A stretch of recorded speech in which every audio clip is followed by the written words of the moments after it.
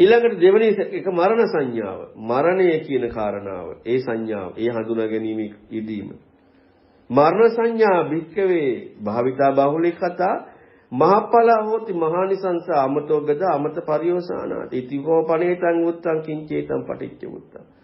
මේකේ මහත්ඵල මහානිසංස වෙන්නේ කොයි විදිහට එහෙම කිවි කුමක් සඳහාද කියලා ඔන්න පැහැදිලි කරනවා. මරණ සංඥා භාවිතා බාහුලීකත කරනකොට දැන් ඔබ නිකමට හිතලා බලන්න මම අර මුලින් පැහැදිලි කරපු කාරණාව පිළිබඳව තව මොහොතක් කොයි මොහොතේද මරණය කියලා කියන්න බැරි කාරණාවත් එක්ක අපට වින්දනයක් ලැබෙමින් මොනවා හරි අපේක්ෂාවක් එක්ක ඊළඟ මොහොතක් බලාපොරොත්තුවේ ඉන්න පුළුවන් වේවිද? ඊළඟ මොහොතක් මොකක් හරි ඉන්නවා කියන බලාපොරොත්තුවෙන් ඉන්න බැරි වෙනවා. මරණ සංඥා පරිහිතේන භික්කවේ භික්ඛුනෝ චේතසා බහුලං විහෙරතෝ ජීවිත නිකාන්තියා චිත්තං පතිලීයති පතිකුට්ටති පතිවට්ටති න සම්පසාරියති උපේක්ඛාවා පටික්කුලිතාවා සන්තහති. මොකද වෙන්නේ? මරණ සංඥාව භාවිතා බහුලීකృత කරනකොට මේ ජීවිතයේ පවත්වන ජීවත් වීමට තියෙන ආසාව ජීවිතයේ පවත්වන්න ඊළඟ මොහොතක් අපේක්ෂාව කියන එකකින් ඒකෙන් මොකද වෙන්නේ? හැංගෙනවා. හැකිලෙනවා ඒකට. ඒ කියන්නේ දැන් අපට ඊළඟ මොහොතක් පවත්වන්න ඊළඟ මොනවා හරි ආසාවක් එක්ක ඊළඟ මොහොතක ඉන්නවා කියන කාරණාවට හැකිලෙනවද බලාපොරොත්තු පොඩිපදන් ඉන්නවද? හොඳට හිතලා බලන්න. ඊළඟ මොහොතක් අපේක්ෂාවක් ඊළඟ අවස්ථාවක අපේක්ෂාවක් ඒක ඉන්නකොට අපි ඒකට ලං වෙනවද? ඒකෙන් හැකිලෙනවද? හැබැයි මරණ සංඥාව භාවිතා කරනවා ඒකෙන් හැකිලෙනවා. ඒකෙන් අයින් වෙනවා. ඒකෙන් පෙරලෙනවා. ඒක අනුව යන්නේ නැහැ. ජීවිතේ පවත්වනවා කියන කාරණාවේ ඒ ආසාවේ කියන්නේ නැහැ.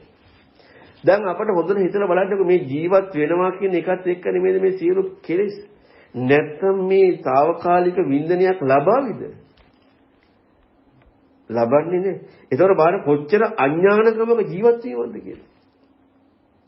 විශාල අඥානකමක ජීවත් වීම.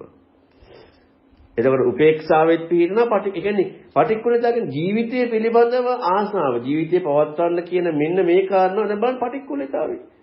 දැන් අපිට මේ ඇඟට විතරේ පටික්කුලතාවය කතා කරන්නේ. පිළිකුල් කරනවා මොකද පිළිකුල් කරන්නේ? ජීවත් වීමේ තියෙන කැමැත්ත, ජීවත් වීමේ තියෙන ආසාව, ජීවිතේ පිළිබඳ තියෙන ගිජු භාවය. මේ කෙලෙසය මොකද වෙන්නේ? ඒක පිළිකුල් කරනවා. ඒ කියන්නේ මැරෙනවා කියන එකද එහෙනම්? නේ. දැන් අපේ බාහිර අසුබේ නම් පටික්කුලේ නම් වෙන්නේ අපිට අස්පනා අපිට කුණු වෙවි පණුව වැටෙනවා පේන්න ඕන වෙනවනේ. ඒකත් කෙලස් නොවෙන්න ඕන ඇතුළට. ඒ වගේ එකක් නේනම් ජීවිතයේ අපේක්ෂාව නැහැ කියලා කියන්නේ ඒකට පිළිකුල් කරනවා කියලා කියන්නේ නම් මැරෙන්න වෙනවා. අර වගේ ගත්තොත් ඒක මැරෙන්න වෙනවා නේද? ජීවත් වෙන්න බැරි වෙනවා. ජීවත් වීම කියන ආසාවේ යෙදීමයි පටික්කුලතාවය වෙන්නේ.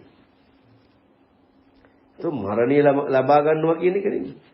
දැන් හවුදට හිතන්න අසුභය ප්‍රතික්ෂේප කළා අපටික්කුලේ ප්‍රතික්ෂේප කළා අසුභය වඩලා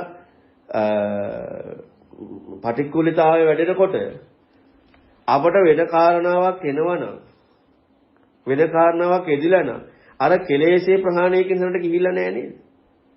එහෙනම් මෙතනත් ඒ විදිය. මෙතන පටික්කුලතාව වචනයක් තියෙනවා. ඒ කියන්නේ ජීවිතේම එහෙනම් ඒ කියන්නේ මරණ සතිය වඩන අය ඔක්කොම මොකද වෙලා තියෙන්නේ? සිය දිවි හාන කර ගන්න අය. මරණ සතිය වඩන ඔක්කොම කටේ සිය දිවි හානි කර ගන්න අය.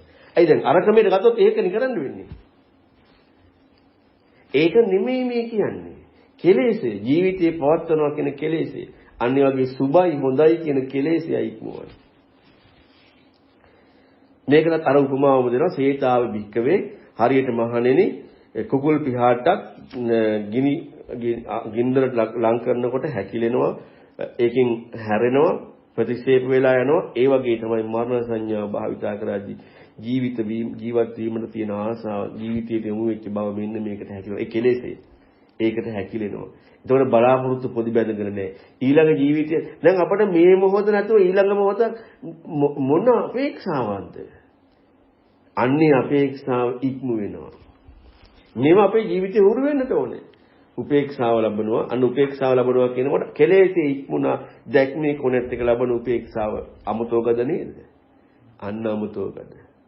අමත පරිෝසాన. පටික්කුලිතාව වෙනකොට කෙලෙසේ පටික්කුලිතාව වෙනවා. සචේ බික්කේ බික්කුණෝ මරණ සංඥා හැබැයි ඉදි මහණෙනි බික්ෂුව මේ මරණ සංඥාව භාවිතා බහුලීකృత කරලා ජීවිත ආසාව එක්කමන යන්නේ. දැන් අපි බලන්න මරණ සතිය වඩනවා කිය යනවා මම ඕකට කියලා ලස්සනට කාරණා. මෛත්‍රිය කරනවා කිය තරහ යනවා නම් මෛත්‍රිය අහලකට ඇවිල්ලාද? නෑ. මරණ සංඥා වඩනවා කිය ආයද්දි මොකද වෙලා තියෙන්නේ? අනේ ජීවත් වෙන්න වෙන් ඊළඟ මොහොතක් බලාපොරොත්තුවක් අපේක්ෂාවක්. ඒ කරුණ හොගාලා එනවා. අපටික්කුලිතාවයක් එන්නේ. පටික්කුලිතාවයක් නෙමෙයි. අරකේ ඔස්සේම යන්නේ. දැනගන්න කියනවා. මොකද්ද? මරණ සංඥාව භාවිතා වෙලා නැහැ මගේ. මට විශේෂත්වයක් ඇති වෙලා නැහැ. මට පුරුදු කිරීමෙන් ප්‍රතිඵලයක් ලැබිලා නැහැ.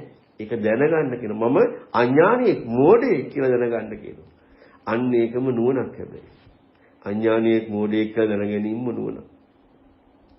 ඉතින් මරණ සංඥාව භාවිතා කරනකොට අන්න ජීවිතයට කැමැත්තක් ආසාවක් ජීවිතයට යොමු වෙන්නේ නැත්නම් පටික්කුලිතාවේ පිටනවා නම් ඒ ජීවත් වීම කියන කාරණාවට හැකිලෙනවා නම් උපේක්ෂාව නම් පිටන්නේ අන්න දැනගන්න කියන මරණ සංඥාව භාවිතා කිරීමට විශේෂත්වයක් ආවා.